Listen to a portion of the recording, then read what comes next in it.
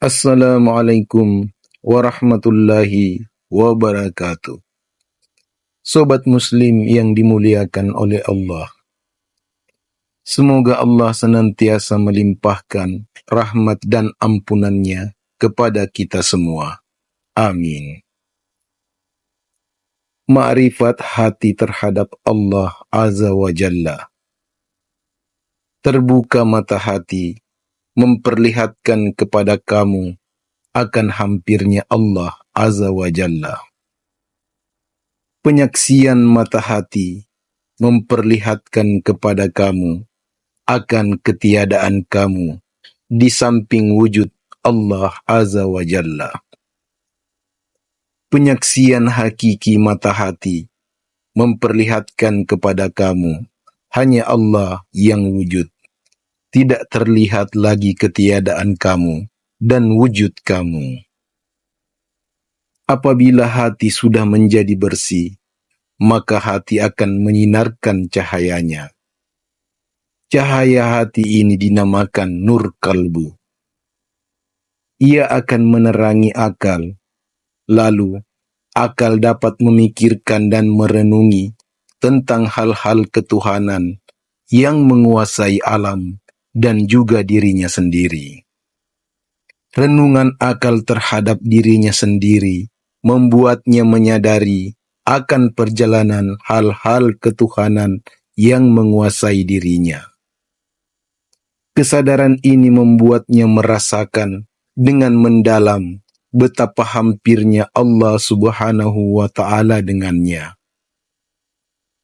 Lahirlah di dalam hati nuraninya perasaan bahwa Allah Subhanahu wa Ta'ala senantiasa mengawasinya.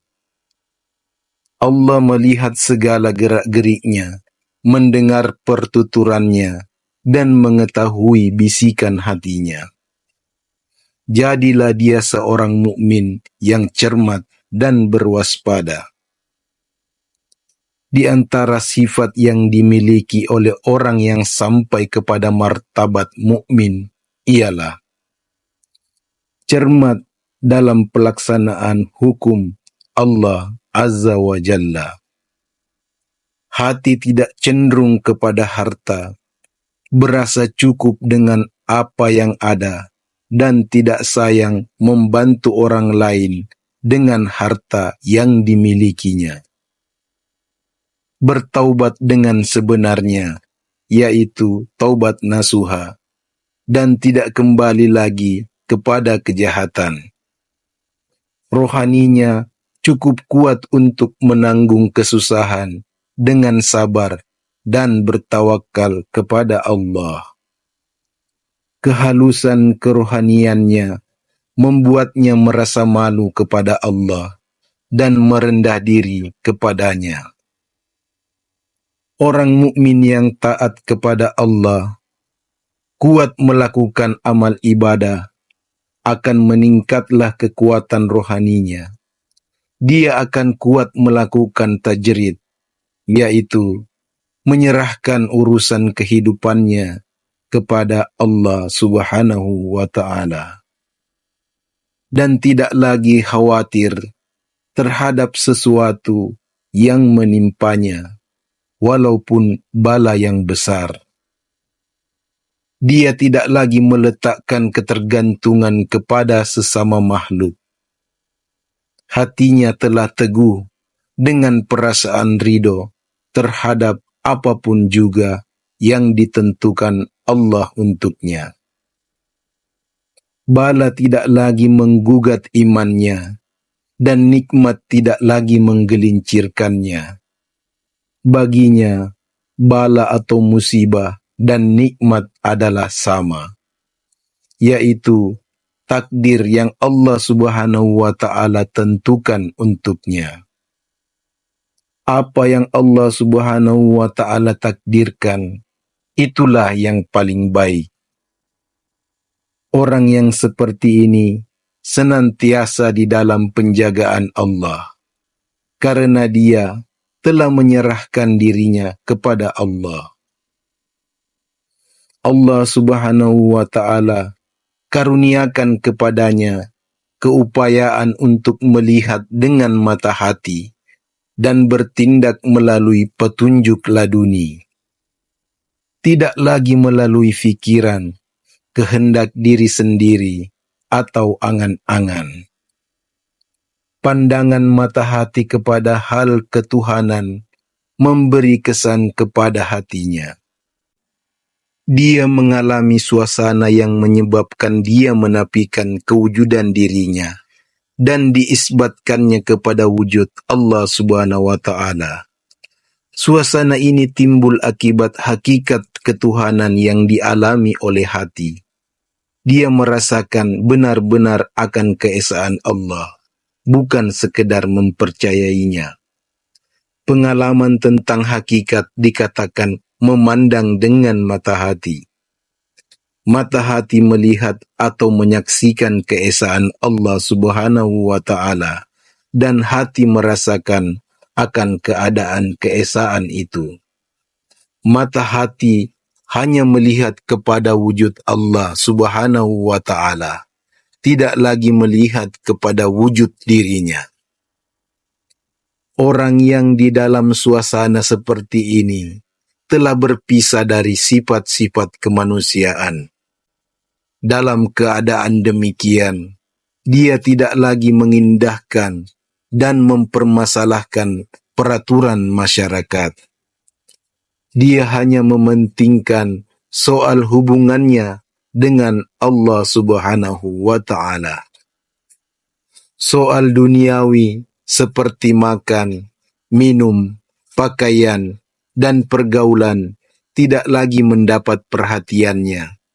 Ia lakukan sekedarnya saja, semata-mata mensyukuri nikmat Allah yang didapatnya. Kelakuannya menyebabkan orang ramai menyangka dia sudah gila. Orang yang mencapai peringkat ini dikatakan mencapai makom tauhid sifat. Hatinya jelas merasakan bahwa tidak ada yang berkuasa melainkan Allah, dan segala sesuatu datangnya dari Allah, bukan kehendak dirinya, bukan karena usaha ia merubah keadaan, karena ia tahu bagaimanapun usahanya, tanpa pertolongan dan ridha Allah, tidak akan terjadi apa yang berusaha dirubahnya. Semua terjadi karena ketetapan Allah yang meridainya. Ruhani manusia melalui beberapa peningkatan dalam proses mengenal Tuhan. Pada tahap pertama, terbuka mata hati dan nur kalbu memancar menerangi akalnya. Seorang mukmin yang akalnya diterangi nur kalbu akan melihat betapa hampirnya Allah Subhanahu wa Ta'ala. Dia melihat dengan ilmunya dan mendapat keyakinan yang dinamakan ilmal yakin. Ilmu berhenti di situ. Pada tahap keduanya, mata hati yang terbuka sudah boleh melihat. Dia tidak lagi melihat dengan mata ilmu, tetapi melihat dengan mata hati. Keupayaan mata hati memandang itu dinamakan kasyaf. Kasyaf melahirkan pengenalan atau ma'rifat. Seseorang yang berada di dalam makam ma'rifat dan mendapat keyakinan melalui kasyaf dikatakan memperoleh keyakinan yang dinamakan ainul yakin. Pada tahap ainul yakin, ma'rifatnya gaib dan dia juga gaib dari dirinya sendiri. Maksud gaib di sini adalah hilang perhatian dan kesadaran terhadap sesuatu perkara. Beginilah hukum ma'rifat yang berlaku. Ma'rifat lebih tinggi nilainya dari ilmu pengetahuan. Ilmu pengetahuan adalah pencapaian terhadap persoalan yang terpecah-pecah bidangnya. Makrifat pula adalah hasil pencapaian terhadap hakikat-hakikat yang menyeluruh. Penyaksian mata hati jauh lebih tinggi dari ilmu dan makrifat, karena penyaksian itu adalah hasil dari kemauan dan usaha keras yang diniatkan dengan baik dan perjuangan yang gigih disertai dengan upaya hati dan pengalaman. Penyaksian adalah setinggi-tinggi keyakinan. Penyaksian yang paling tinggi ialah penyaksian hakiki oleh mata hati. Ia merupakan keyakinan paling tinggi dan dinamakan hakul yakin.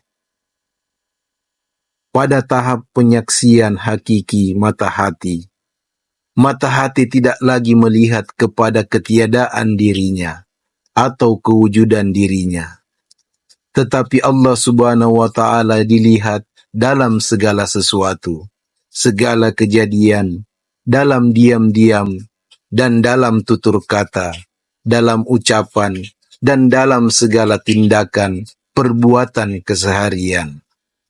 Penyaksian hakiki mata hati melihatnya tanpa dinding penutup antara kita dengannya.